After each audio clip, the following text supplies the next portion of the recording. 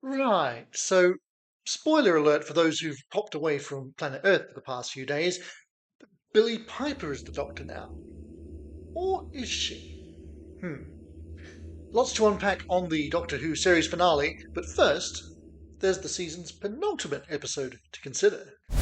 Yes, episode 7 of Disney Series 2 is Wish World, yet another playful and different episode in a season that successfully managed to tell one of the widest range of stories with different settings and tones than ever, and all in that little short run of 8 episodes. I have to say, by and large, it's been very impressive. I won't call it a return to form, as there was plenty to love about the fair few episodes of the previous season, but there were some duds in there as well. So this is certainly the most consistently strong set of episodes we've had in a long, long time. Once again, I managed to go in cold with zero spoilers and encountered an episode that I wasn't expecting, but proved satisfyingly different, at least on its own terms. So we begin with Archie Panjabi's new Rani, cementing the promise of a brief appearance at the end of the previous episode, as she travels to Barbaria in 1865 to acquire the God of Wishes, and is even more beautifully callous than she ever was with regard to human life, testing out some wishes by transmogrifying the family, though only the mother really dies, being turned into violets, befitting her name. And frankly, the children deserve to be turned into ducks. Their father told them to run, and they basically just stood there. So, what can you do? Anyway, returning to the present day, or a version of it, we wake up with the Doctor and Belinda, who seem to be living in an idolized 1950s world where they are a heteronormative couple with child, living next door to a happily sad old woman with no child or other existence at all, by the name of Melanie. All weird and intriguing enough, but we soon see that the driving force behind this change is none other than creepy old Conrad from Lucky Day, as expected, having been freed by the Mrs. Flood version of the Rani at the end of that episode and becoming a major part of both Rani's plans, or at least the new Rani's plans. Do they actually plan together? I don't think so.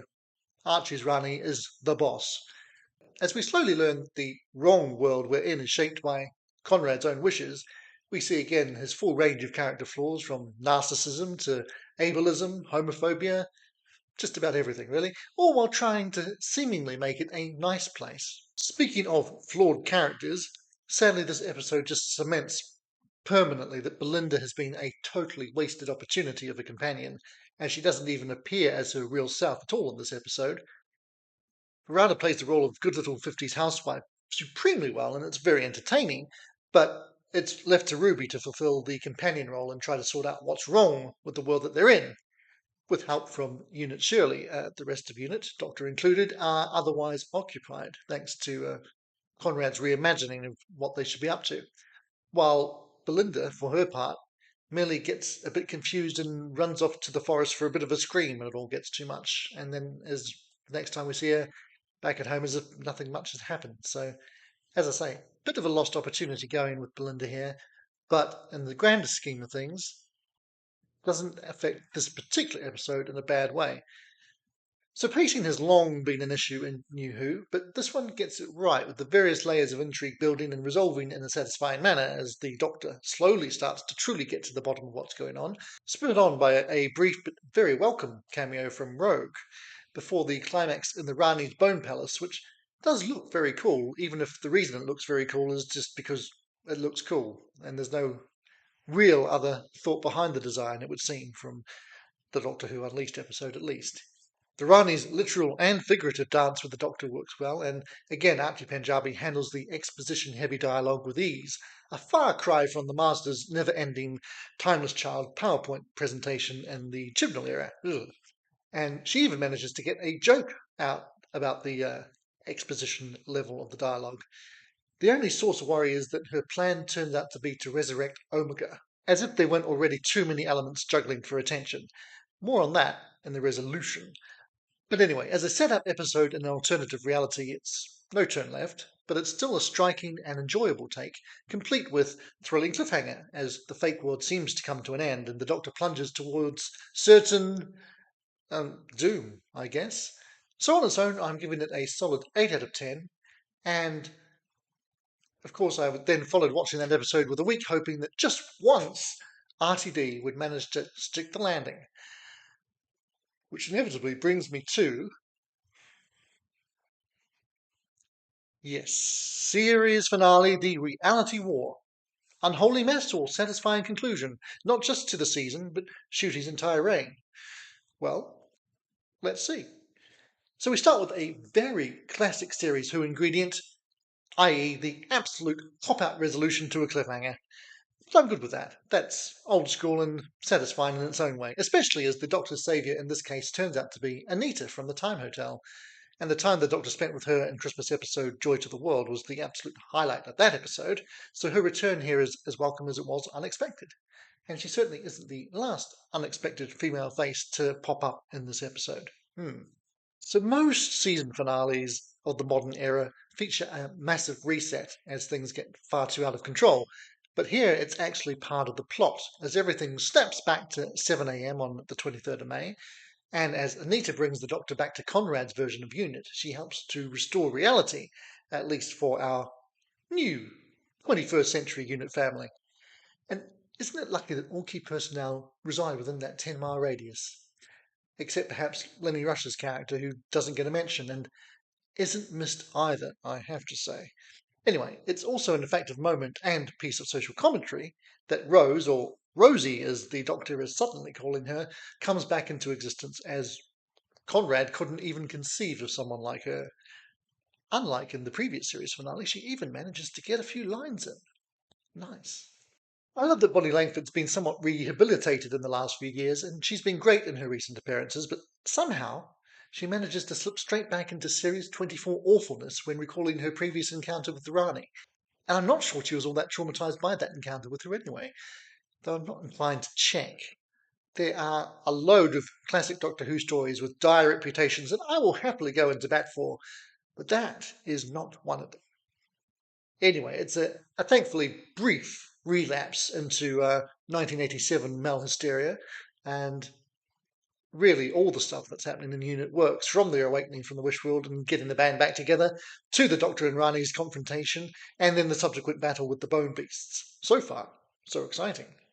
Now, Belinda is strong here, fiercely protecting the existence of Poppy, but as keeping her safe means getting into a box and hoping for the best, once again it's Ruby who takes on the true companion role, and does it supremely well, getting both to confront Conrad and be magnanimous in her dealings with him, whilst simultaneously essentially saving the world from his reality. Unfortunately, he's the weakest villain of the piece, but the only one who was really dealt with entirely satisfactorily. As I mentioned in the previous episode, the Ranis plan centers around the reawakening of Omega, and in a story with so many elements battling for space, this is the one that should probably have just been dropped, because his appearance is ridiculously brief, doesn't even add up to 4 minutes from beginning to end, and his method of dispatch is stupidly simple, is the only phrase I can come up with for it. Some have moaned about the fact that he's nothing like he was in the Three Doctors, but I'm not bothered by that because the script explains it. And besides, he was completely different in Arc of Infinity as well, if you care to remember. A simpler plan for the Rani, and another way of offing her, could surely have been found. That said, her becoming dinner for one she plans to rule does make for a suitable comeuppance, and the Mrs. Flood Rani's sold this for a game of soldiers disappearing act means that hopefully that's not the last we'll see of Anita Dobson's version. But being an RTD episode, the real story isn't about villains and monsters, but about the existence of one little girl. And while personally I can quite easily withstand the charms of toddler Poppy, she's infinitely preferable to space baby Poppy, I suppose. But still. Anyway, it is a very doctorish thing to do to sacrifice his life to ensure Poppy's continued existence. And again, it's Ruby who ensures that this happens. Ruby, you killed Shooty. How dare you? Why couldn't you just let Poppy die? Oh, well. Naturally, it's not quite that simple. Or, unlike Omega's earlier dispatch, quick. But having dispensed with the two Ranis, we get another combination of the two Doctors, with the, for me at least, completely unexpected, and again, as with Rogue in the previous episode, welcome, brief return of Jodie Whittaker. And it's nice that it's explicitly stated that the reason Shooty's doctor has been so emotional, too emotional for some people to cope with, was due to her doctor's emotional repression. But at the end of the Rani and Omega was too quick. Final scenes with Belinda and Poppy are too drawn out for me and don't quite hit the emotional beats that they're intended to. And I honestly don't care if Poppy's real or not in the end. And there's also something fairly obvious missing from this protracted farewell. Susan. Not the Susan Twist one, but the Carol Ann Ford one we've caught tantalising glimpses of in recent weeks. Sadly, that was all entirely pointless as well, nice as it was to have finally seen it back. But, oh well, finally the Doctor prepares to regenerate, with joy, in more ways than one, and yes, another familiar face does indeed appear. Now, it was a rumour too stupid to be true, but also too loud to be anything other than accurate, so Billy Piper turning up at the end of this episode didn't shock me, nor did it annoy me like it seems to have done half the internet. I'm not going to get into speculation on the future, but for this episode, it was surely more exciting and publicity seeking than just to fade out to a cliffhanger of not knowing who or what the Doctor would become next. I mean, you could get away with that in 1969. The time has come for you to change your appearance, Doctor, and begin your exile.